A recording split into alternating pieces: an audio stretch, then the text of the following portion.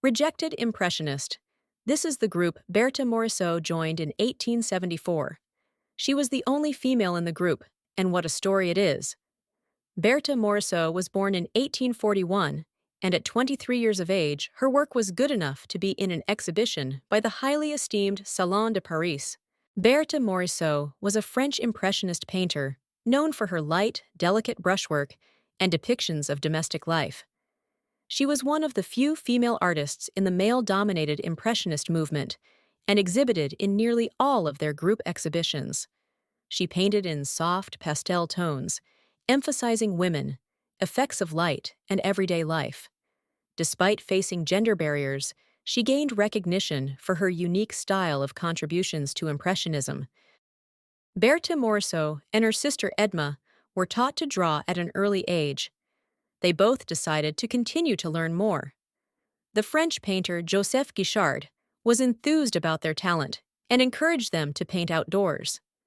Berthe had met many artists and was copying paintings and studying in the Louvre when she was introduced to Edouard Manet, and later ended up marrying his brother, Eugène Manet. Edma got married and did not continue painting.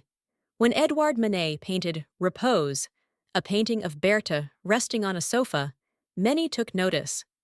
Berthe was married to Eugene, and some created their own stories about the two working together. Berthe was the only female among well-known male artists. The rejected artists, as they were known, were creating controversy for their style of painting. The Paris Salon, however, did not reject Berthe Morisot paintings. Later in 1874, Berthe Morisot became the only female artist that joined the rejected artist. Some of the rejected paintings were such works by Édouard Manet, Claude Monet, Pierre-Auguste Renoir, Camille Pissarro, Alfred Sisley, and Edgar Degas. Berthe Morisot's first big break was at a public sale that took place in March 1875 at the Hôtel Drouot in Paris. Her work was initially met with some criticism, even with a man in the audience shouting insults at her. Her painting titled Interior sold for 480 francs, the equivalent of almost $600 US money. Her reputation began to grow, and so did the appreciation for her unique style. In 1873, Morisot's View of Paris from the Trocadero sold for 500 francs, with a dealer then selling it for 750 francs. Her work and reputation continued to grow. She was still building professional relationships with other artists and forming lifelong friendships with some like Edouard Manet and Auguste Renoir. Her painting, In the Dining Room, shows the creative expression of her loose brushwork style and the way she created colors that complement each other in an experienced way. The natural, everyday life scenes she created were unique and also made her work stand out.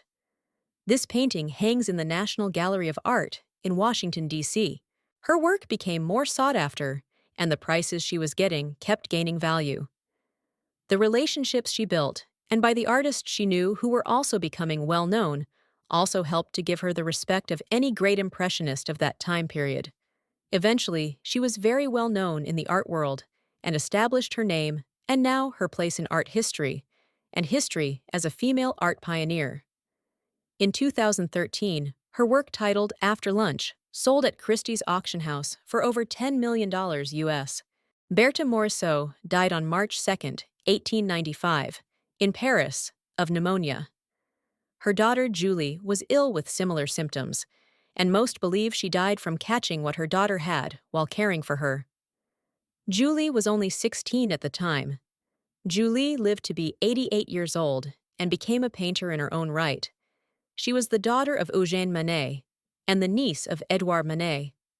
Berthe Morisot left a legacy that we are still admiring to this day.